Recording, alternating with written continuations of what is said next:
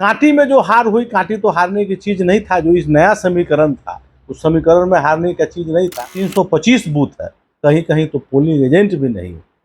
ये सब कमियां हैं। इसकी समीक्षा के लिए प्रत्याशी भी बोले हैं। हमारे प्रत्याशी अति विश्वास कर लिए, सारा चीज सब संगठन से लेके सब चीज पर छोड़ दिए। चूक तो हुई है, जिसका खमियाजा हम लोग को भुगतना पड़ा। घात हुआ, क्या हुआ, खुद प्रत्याशी जानते हैं। रघुवंश बाबू चुनाव लड़ते थे लगातार, तो प्रखंड में जो गठबंधन में रहते हैं सभी पार्टी के लोग, उसका एक मीटिंग नहीं, कई कई मीटिंग होती है।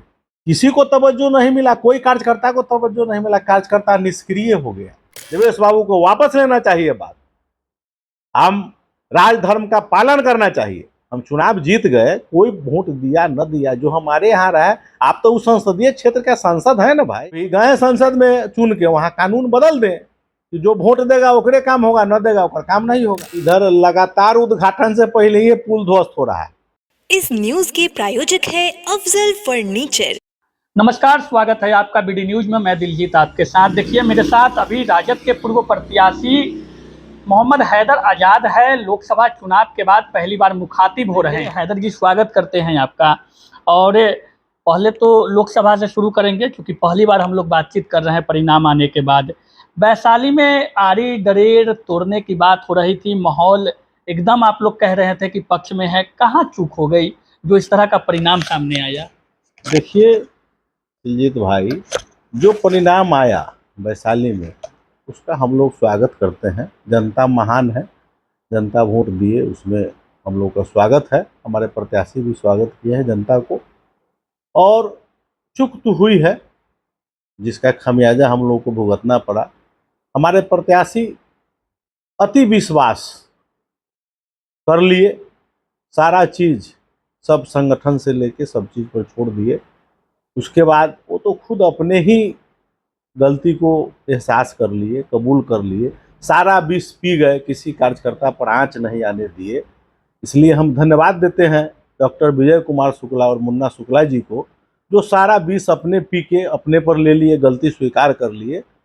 लेकिन जमीनी स्तर पर काम जो होना चाहिए वो नहीं हुआ। और कांटी में जो हार हुई, कांटी तो हारने की चीज नहीं था। जो इस नया समीकरण था, उस समीकरण में हारने का चीज नहीं था। लेकिन कांटी में वोटर लिस्ट बंटवारा बहुत मायने रखता है। अब क्या मैं दुख के बात बताऊं, हमारे बूथ पर भी हमसे नहीं पूछा गया कि पोलिंग एजेंट किसको बनाया जाए। हमारे बूथ पर भी जो हेलीकॉप्टर के सपोर्टर थे, उनको पोलिंग एजेंट बना दिया गया। और 325 बूथ है, कहीं कहीं तो पोलिंग एजेंट भी नहीं है। ये सब कमियां हैं। इसकी समीक्षा के लिए प्रत्याशी भी बोले हैं। मैनेजमेंट में कमी हुई है। नहीं, मैनेजमेंट में कमी हर जगह हर है। माने कार्यकर्ता जमीनी स्तर काम नहीं हुआ, जो सही चीज लगन से काम होना चाहिए वो नहीं हुआ। इसके चलते हम लोग हारे। अच्छा, वैशाली में हार के बाद चूंकि कई तरह का सवाल उठने लगा कि कहीं ना कहीं भीतरघात हुआ है। भीतरघात के बाद आरजेडी के वर्कर तक बोले, कई जो महागठबंधन से जुड़े नेता हैं उनका कहना है। लोगों के बीच में इस तरह का चर्चा है। क्योंकि आप राजद से जुड़े हुए हैं तो सवाल आपसे पूछना लाजमी बनता है। आप क्या सोचते हैं इस संबंध में? देखिए, भीतरघात हुआ, क्या हुआ, खुद प्रत्याशी जानते हैं। और यहाँ की कार्यकर्ता, राजद के कार्यकर्ता कांटी का महान है और जनता महान है। वो सारी गतिविधि नेता को देख रहा है, यहाँ से लेके 10 नंबर तक जिसको जो कहना है, पटना तक, लालू जी तक संवाद लोग पहुंचा दिया है, पहुंचा रहा है। कहाँ गलती है, प्रत्याशी को भी जाके मिल के लोग कह रहा है। मतलब ऊपर तक बातें पहुंच रही हाँ, है। जो जैसा कार्यकर्ता काम किया है उसका वहां तक परिणाम पहुंच चुका है लालू जी के पास। आप तो सक्रिय रूप से लगे थे शुक्ला जी के साथ में, लगातार कैंपेनिंग कर रहे थे, जमीनी स्तर पे लगे हुए थे, माहौल पक्ष में था उस टाइम तक। लेकिन चुनाव नज़दीक आते, यानी कि 25 तारीख को जो वोटिंग होनी थी अपने यहाँ, उसके 2-3 दिन पहले तक जो माहौल काफ़ी फेवर में दिख रहा था, लेकिन उस वक्त आने तक ये बदल कैसे गया? देखिए, रघुवंश बाबू चुनाव लड़ते थे लगातार, तो प्रखंड में जो गठबंधन में रहते हैं सभी पार्टी के लोग, उसका एक मीटिंग नहीं, कई कई मीटिंग होती है। बूथ कमेटी है, बूथ कमेटी का मीटिंग होता है। फिर बूथ कमेटी जाके वहाँ अपना बूथ कमेटी पर लगता है, वैसा कहीं तो हुआ नहीं इस लोकसभा में। कहीं ना कहीं ये चूक ये मानते हैं। भारी चूक है, चूक नहीं है, भारी चूक है। जो निचले स्तर पर जो बूथ कमेटी के सदस्य है उसकी मीटिंग होनी चाहिए। वो बूथ कमेटी जाता है जनता के पास, घर घर जाके पर्ची बांटता, वोट मांगता, ये चीज नहीं हुआ यहाँ। प्रखंड और पंचायत के कहीं ना कार्यकर्ता को तवज्जो मिलना चाहिए था उसमें। तवज्जो मिलना चाहिए, किसी को तवज्जो नहीं मिला, किसी को तवज्जो नहीं मिला, कोई कार्यकर्ता को तवज्जो नहीं मिला। कार्यकर्ता निष्क्रिय हो गया, ऑफिस से लेके जहां जा रहा है कहीं कुछ उसका खोजबीन नहीं है। कार्यकर्ता को नहीं कहा जा रहा है कि भाई आपको ये काम करना है, वो काम करना है। इसलिए भारी गलती हुई है, जानबूझ के, माने बूझिए कि यहाँ हारा है लोग, ऐसा कुछ नहीं है। अच्छा चलिए, तो चुनाव की बात काफी देर हो गई, लेकिन अभी नवनिर्वाचित सांसद सीतामढ़ी के एमपी हैं देवेश चंद्र ठाकुर। बयान उनका आप भी सुने होइएगा, सोशल मीडिया पे वायरल है वीडियो। और वो कह रहे हैं कि मुस्लिम और यादव समाज आरजेडी के कोर वोटर हैं और वो हमको वोट नहीं किए हैं, इसलिए उनका काम नहीं करेंगे। ऐसे में सवाल यह उठता है कि संवैधानिक पद पे रहने वाले व्यक्ति, जो लोकतंत्र में जनता के द्वारा चुने गए प्रतिनिधि है, जीतने के बाद सभी के प्रतिनिधि होते हैं, उनका इस तरह का बयान क्या समाज के लिए, समाज के बेहतर के लिए, समाज हित में लग रहा है?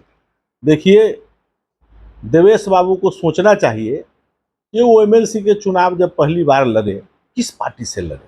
वो तो निर्दलीय लड़े चुनाव। उसमें वो क्या माहौल था उस समय का, उसके विपरीत में ही चुनाव लड़े। सामाजिक न्याय के लोग, मुस्लिम लोग, सारा धारा तोड़ के लोग वोट उनको किया था और जितवाया था। फिर सेकेंड चुनाव में भी उनको सभी वर्ग के लोगों को वोट मिला, तब वो जीते। लेकिन आज ये जो बात बोले हैं, निंदनीय बात है। देवेश बाबू को वापस लेना चाहिए बात। हम राजधर्म का पालन करना चाहिए। हम चुनाव जीत गए, कोई वोट दिया न दिया, जो हमारे यहाँ रहा है, आप तो उस संसदीय क्षेत्र का सांसद है ना भाई, काम तो करना आपका अधिकार है। क्या बिहार के जनता जो भी वोट हुआ है, सब महागठबंधन के लोग, एनडीए के लोग एक ही जगह वोट कर दिया है कि अलग अलग वोट हुआ? तो नीतीश जी कहेंगे कि भाग जाइए यहाँ से, बिहार से। नरेंद्र मोदी जी कहेंगे देश से भाग जाइए। ऐसा होता है क्या? इसलिए ये परंपरा है लोकतंत्र का, उनका तो पूरा मैंडेट मिला हुआ, कानूने बदल दे। अभी गए संसद में चुन के, वहां कानून बदल दें कि जो वोट देगा ओकरे काम होगा, न देगा ओकर काम नहीं होगा। ये सवाल कहीं ना कहीं उठना लाजमी है। उठना लाजमी है। और वहां सिस्टम कर दे कि वोट दिया, उसका नाम आ जाए कि फल्ला आदमी वोट दिया है, उसी का काम हो। अच्छा, भाजपा के नेता उनके बयान को समर्थन कर रहे हैं। गिरिराज सिंह समर्थन किए, डिप्टी सीएम विजय कुमार सिन्हा समर्थन कर रहे हैं। कैसे नहीं करेंगे? तो देवेश बाबू का तो धारा पहले एनए से मिलल जुलल था, अब चल गए हैं उन्हें, तो उन्हें वाला बात बतिया रहे हैं। नहीं, भाजपा के इशारे पर कर रहे हाँ, हैं। भाजपा के इशारा पर ही करिए रहे हैं। तो नीतीश जी से अलग हो जाएंगे लग रहा है। पहले कहाँ बोलते थे, माने ई थे सभापति, तो आरजेडी या जदयू थे तैयो ये सभापति थे, अब बीजेपी जदयू है तैयो सभापति है। तो उस समय कहाँ बोल रहे थे?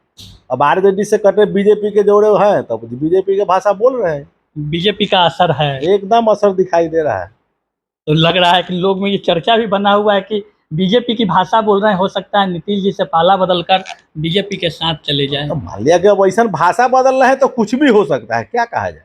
लेकिन उनके बयान से आपको नहीं लगता है कि जातीय जो विद्वेष है वो समाज के बीच में फैलेगा? ये द्वेष तो फैलेगा, मन में तकलीफ होगा, लोगों को कितना पीड़ा होगा। ठीक है, मान लिया वोट है, वैसा अगर रहता तो वोटे नहीं होता, वोटे नहीं होता। यहाँ तो दो धारा की लड़ाई है, दो धारा है, पक्ष और विपक्ष। तो जिसको जे में मन करता है वोट करता है आदमी, यही किसी को मास वोट मिलता है, किसी को कुछ ना कुछ वोट मिलता है। यही होता है। अच्छा चलिए, अंतिम प्रश्न आपसे लेते हैं।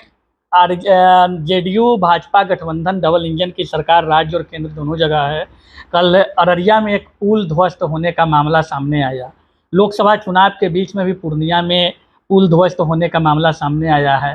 कैसे देखते हैं इस सब प्रकरण को? भाई, इधर लगातार उद्घाटन से पहले ही पुल ध्वस्त हो रहा है, कई मामला हो गया। इसमें जब से बीजेपी सटी है जदयू में, तब से ये एस्टीमेट घोटाला से लेकर एस्टीमेटे बनता है, कमीशन खोरी इतना हो रहा है, क्वालिटी ठेकेदार क्या करेगा? कमीशन खोरी बढ़ेगी तो ठेकेदार घटिया काम करेगा, घटिया काम करेगा तो ध्वस्त होना है। मतलब भ्रष्टाचार का मामला भ्रष्टाचार चरम सीमा पर बिहार में। और नीतीश जी क्या करे? पीछे दूगो बंदूक लेके दूगो खड़ा है लोग। लेकिन नीतीश जी पर इस पर कह रहा है लोग कि केंद्र की सरकार टिकी है। नीतीश जी या चंद्रबाबू नायडू बैसाखी है केंद्र सरकार के। अरे तो नीतीश जी समझदार लोग है, वो तो समय परिस्थिति आएगा उस हिसाब से काम होगा। ऐसा है कुछ थोड़े, बिहार का विशेष पैकेज है, यहाँ विश्वविद्यालय के मान्यता नहीं दिए, नीतीश जी गिड़गिड़ाए थे प्रधानमंत्री जी के तो यो नहीं दिए। बिहार में कहाँ विकास हुआ? अब ना आप बना है, केंद्र में है, इनकी भागीदारी है, देखिए इस बार क्या होता है। विशेष कितना राज्य का लाते हैं? दर्जा मिलेगा। अब हम लोग अब इस समर्थन किए हैं इसी आशा में ना, समर्थन तो किए हैं इसी आशा में।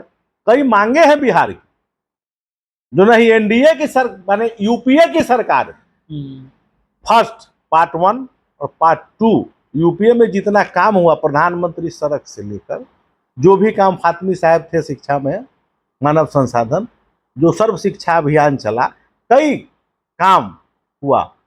रेलवे में लालू जी थे, रेल में क्या उसके बाद बिहार के लोग बना, क्या तरक्की हुआ? बोलिए ना, बिहार को क्या दिया केंद्र?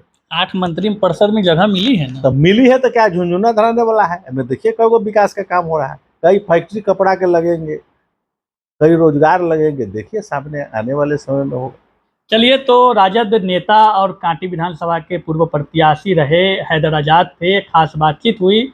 लोकसभा चुनाव से लेकर के बिहार में जो मौजूदा सांसद के बयान से उथल पुथल मची है, उन सब मुद्दों पर, साथ ही जो अररिया में पुल ध्वस्त होने का मामला सामने आया है, उन पर भी इन्होंने प्रतिक्रिया दी है।